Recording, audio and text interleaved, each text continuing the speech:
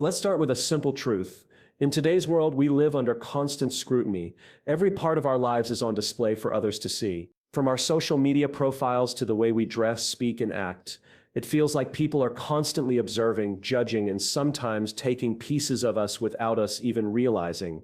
We hand out little bits of who we are, whether we intend to or not. But here's the thing, you must hold on to your power. You must protect yourself. There's something undeniably powerful in the art of keeping a bit of mystery about who you are. If you think about the most fascinating people you've ever met, chances are they didn't share every detail about themselves. They left you with just enough to make you curious, to make you want to know more, but never enough to completely reveal themselves. There's a power in that. There's strength in holding back, in keeping certain parts of yourself private. It doesn't mean being deceptive or dishonest. It means knowing that not everything needs to be shared and that not every thought, every feeling, or every detail of your life needs to be on display for the world to see. The truth is, people are naturally drawn to the unknown. Think about it. When you encounter something or someone you don't fully understand, what do? You lean in. You ask questions. You make an effort to uncover the mystery. You want to know what lies beneath the surface, because we're wired to seek answers, to connect the dots. The less people know about you, the more they'll want to know. The more they'll search for answers, the more they'll be intrigued. And in that intrigue, you hold a quiet but undeniable power. But here's the problem.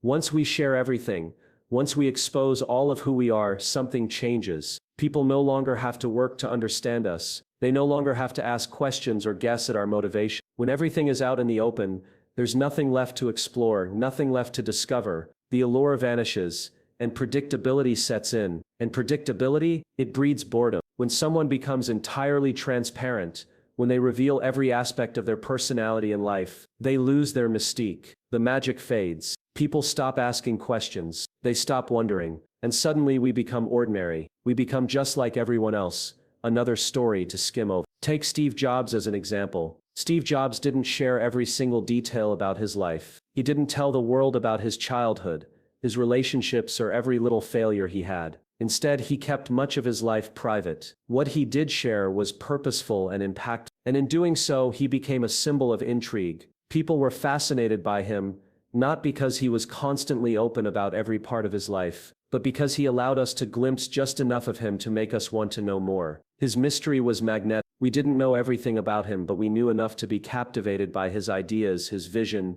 his purpose. Jobs' approach to life was not about withholding out of secrecy or to play games. It was about maintaining the space that allowed people to stay curious. And in that space, his ideas grew more powerful. People didn't just want to buy his products, they wanted to understand the mind behind them. They were drawn to the innovation, the creativity, and the mystery of what Jobs would do next. That is the kind of power that comes from holding something back, from not giving away everything you are all at once. When you keep some parts of yourself private, you remain more interesting, more complex. People will begin to see you as someone they can learn from, someone they want to understand. And in that process, they will be drawn to your ideas, your vision, your beliefs. This is where real influence lies. When people can't predict what you'll do next, when they're not sure exactly where you'll take them, they become excited by the journey. And excitement is a powerful force. It moves people. It makes them want to follow you, support you, and stand behind what you do. So the next time you feel the urge to overshare, remember this.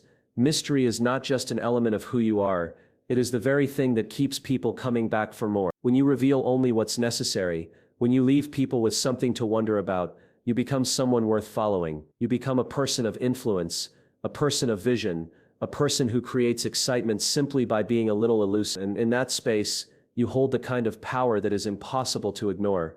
In a world where sharing has become almost second nature, it's easy to forget the subtle power that comes with restraint. We live in a time where every moment can be captured and broadcast. With a simple tweet or a quick update on social media, we open a window into our lives that anyone can peer through. But what we often overlook is the impact of this constant exposure. Each time we share, we give people the power to form opinions about us, to label us, to categorize us into neat little boxes, and sometimes we inadvertently give them the tools to manipulate us. It might feel harmless at first, sharing a picture, a thought, or a piece of your day. But the more you expose, the more control others gain over how they perceive you. It's not just about telling your story, it's about handing someone the narrative and allowing them to shape it however they choose. This can be empowering if you're in control of the narrative, but when we share without thought or hesitation, we lose that power. The more others know, the more they can twist and bend that knowledge to fit their own perceptions. Let me share a story with you. There was a woman named Sarah. Sarah was an incredible engineer working at a fast-growing tech startup. She was sharp, focused, and well-respected in her field. Her colleagues looked up to her for her expertise and the innovative solutions she brought to the table. But one day, in a casual conversation, Sarah opened up about something personal, something she had never shared with anyone at work. It wasn't a confession, but a vulnerable moment where she revealed a challenge she had faced in her personal life. In the days that followed, Sarah began to notice something odd. Her colleagues who had once sought her out for advice and trusted her leadership began to treat her differently. Opportunities to lead important projects began to slip away. She noticed that when she spoke up in meetings, some of her ideas were met with silence or subtle pushback. There was a shift in the way she was seen. What Sarah didn't realize was that by revealing that personal detail, she had opened a door that would lead others to judge her, to place her into a box. Instead of being viewed simply as a talented engineer, her colleagues now saw her through the lens of her personal history. That one moment of vulnerability, intended to create connection, became the very thing others used to define her. This is the danger of oversharing. When you reveal too much, when you open yourself up without understanding the implications, you give others the ability to rewrite your story. What was once a moment of personal truth can quickly turn into a narrative that others control. You may not intend for it to happen, but it does. And once that narrative is set in their minds, it's hard to change. Sarah's vulnerability, meant to build bridges, instead built walls between her and her colleagues. The lesson here isn't that we shouldn't be vulnerable. Vulnerability is a powerful tool for connection, but we must be mindful of how much we give away, especially when the people we're sharing with may not have our best interests at heart. Every detail we reveal can shape the way others perceive us, and when we're not careful, that perception can turn against us. The truth is, people are more likely to use the things you've shared against you than they are to celebrate them. And the more you share, the more you open yourself up to being judged, manipulated, or misunderstood. We have to remember that our lives are our own to control. We choose what to share, and we choose when to hold back. By exercising restraint, by choosing not to reveal every aspect of ourselves, we protect our narrative. The more people know, the more they have the power to shape our story in ways we never intended. And that can be a dangerous game to play. It's not about hiding who you are, but about protecting the parts of yourself that are sacred, that are still a work in progress, or that are not yet ready to be shared. Because once you give someone access to your vulnerability, they can use it to create an image of you that may not reflect who you truly are, and in the end that image may be hard to undo. Our emotions are not just fleeting feelings, they are the very essence of who we are. They shape how we see the world, how we interact with it, and how we relate to the people around us. In a world where we're encouraged to share every detail of our lives, it's easy to forget that our emotions are sacred. They are deeply personal, and when we expose them too freely, we risk losing a part of ourselves. There's a quiet power in protecting that emotional space, in maintaining boundaries that safeguard the core of who we are. Think about it, every time we share an emotional experience, we open a door for others to form opinions about us. It's almost as if we hand people a piece of our soul and say, here, judge it, label it, make sense of it. While we might think that sharing makes us more relatable, more human, the truth is it can leave us vulnerable. The more we expose, the more our emotional boundaries erode, and soon enough we find ourselves drained, exposed, and sometimes even violated by the opinions others form about us. Consider the story of Michael Phelps. After his remarkable victory in Beijing, he became a household name, celebrated as one of the greatest athletes in history. But as his fame grew, so did the pressure. Phelps didn't just have to compete in the pool, he now had to compete in the public eye. As his career progressed, he began to share more about his struggles, his challenges with anxiety, his battles with depression, and the weight of living under constant scrutiny. These are real, raw battles that many people face,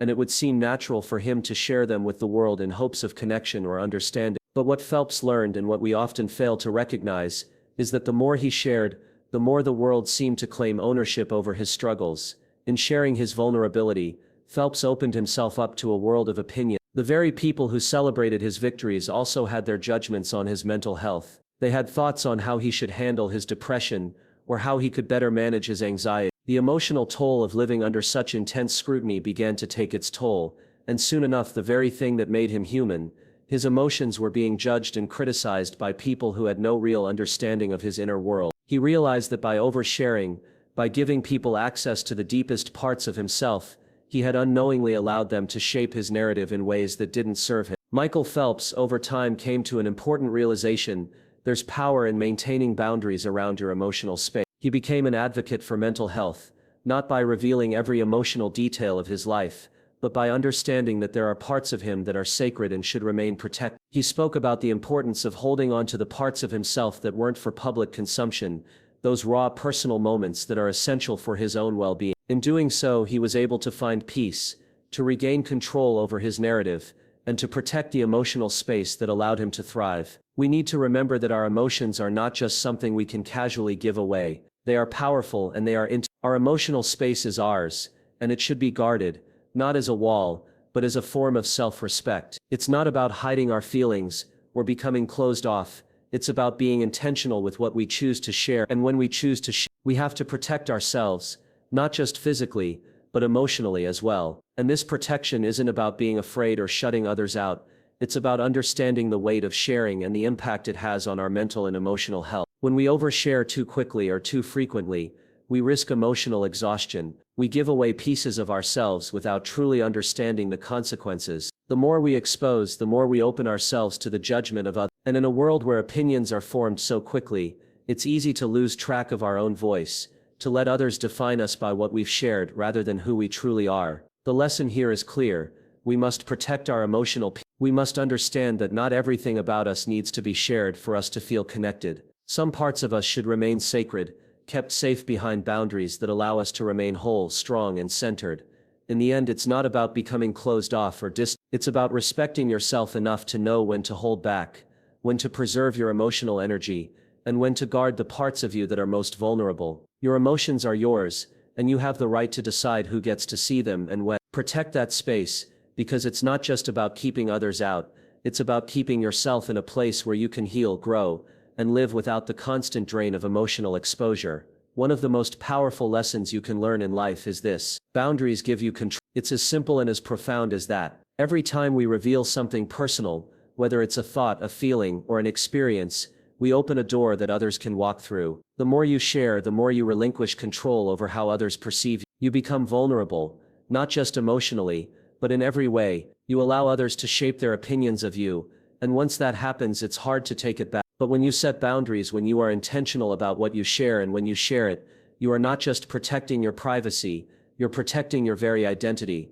Think about it. In our world today, we're encouraged to share everything. Social media constantly nudges us to reveal more about our lives, our relationships, our struggles. And while there's value in sharing, there's also risk. We've all heard the stories of celebrities whose lives are lived under a microscope. From their relationships to their personal battles, every detail is exposed for the world to judge. Some seem to handle it well, but for many, the constant invasion of privacy takes its toll. We see the headlines of those who spiral into burnout, depression, or isolation. The pressure of living constantly in the public eye can be suffocating, and sometimes the very act of oversharing becomes the thing that tears them apart.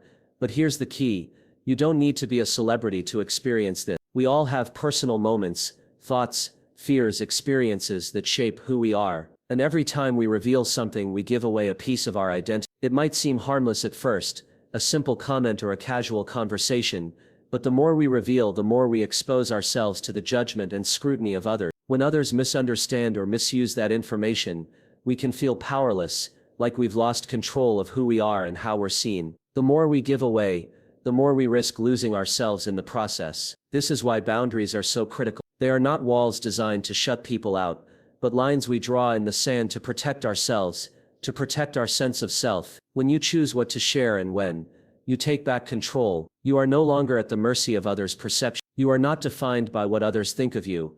You are defined by the parts of yourself that you choose to reveal and the way you choose to protect the rest. Think about your emotional well-being as a precious resource. Every time you share something deeply personal, you are giving away a bit of that resource. And when it's misused, when others don't handle it with care, it can leave you drained, exposed, and vulnerable. But when you set boundaries, you preserve that resource. You hold on to your energy, your strength, and most importantly, your identity.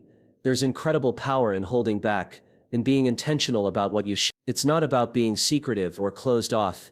It's about understanding that your personal experiences, your emotions, and your identity are yours to control. When you share too much too soon, you lose the ability to define yourself. But when you hold back, you keep that power in your hand. You decide who gets access to your most intimate thoughts, and you decide how much you are willing to reveal.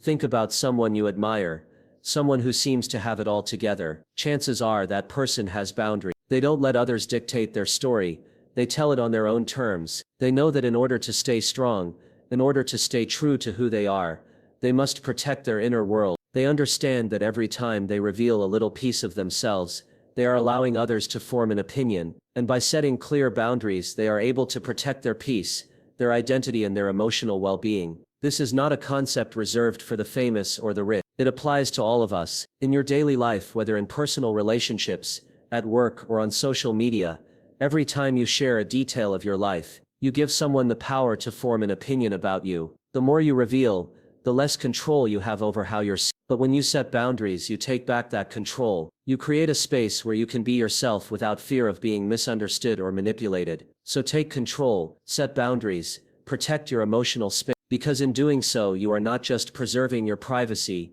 you are preserving the very essence of who you are. You are holding on to your identity and you are ensuring that no one else gets to define you but you. There is something profoundly powerful in the space between words, the quiet moments that we often overlook. We live in a world that thrives on constant noise, constant sharing, constant talking, constant doing. But the real strength, the real influence, doesn't always come from what we say or do. Sometimes it comes from what we choose not to say, from the silence we allow to linger, from the space we create between our actions. Think about it. The silence between interactions is where the real power lies. It's in those pauses that we regain control, where we allow the world to stop, if only for a moment, to take in what's happened so far. When you leave people wanting more, when you don't spill everything out at once, they start to respect you. They begin to understand that you are not an open book. You are a story that they have to work a little harder to understand, a story that unfolds on your terms, not theirs. And there's something powerful about that.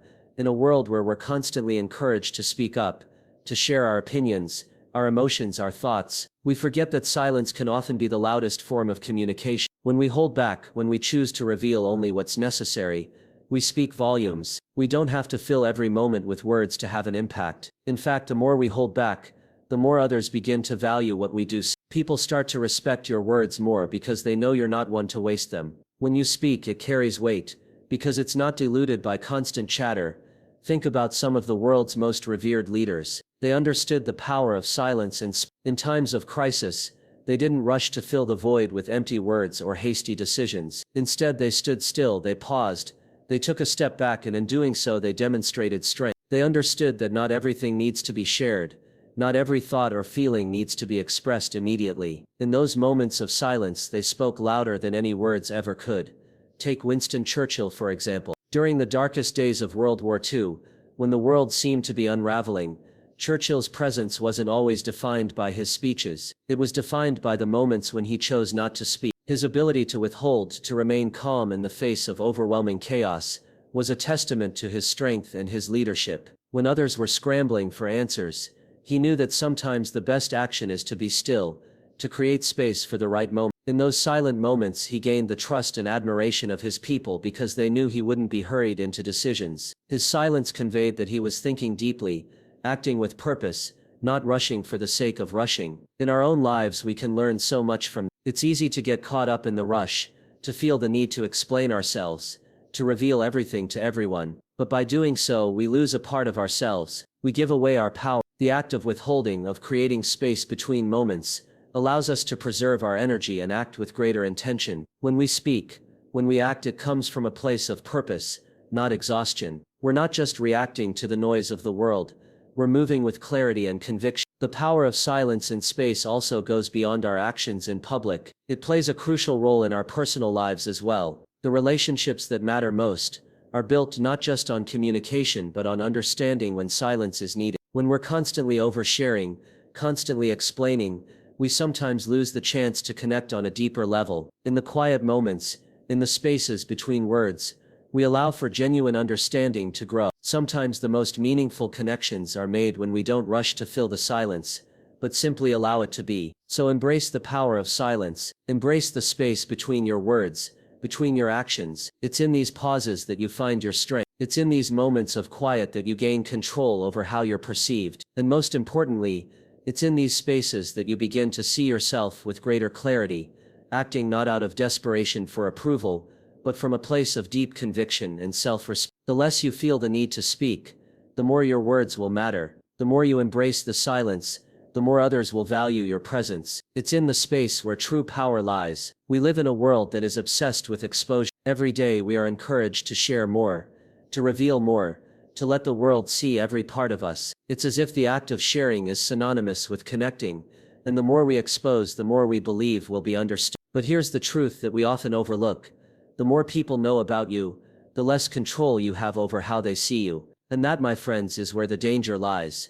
There is power in mystery. There is strength in withholding certain parts of yourself, not as a means to shut people out, but as a way to guard the most precious aspects of who you are. Your identity is not a commodity to be sold or a story to be written by others. It is yours, and that means it's yours to protect, to shape, and to reveal when you are ready, not when the world demands it. Your narrative is not something to be pieced together by the opinions of others. It is a process, a journey that you have every right to keep in your own hand. In the rush to connect and relate, it's easy to forget that we are allowed to hold things back. We are not obligated to share everything. We are not obligated to let others define us. In fact, when we do, we often lose ourselves in the process. People start to form opinions, to create stories about us, based on what they know or what they think they know. And in that space of being constantly defined by others, we begin to lose our sense of self. We allow others to take control of our narrative, and that's a dangerous thing. Your story is yours to tell. You are a work in progress,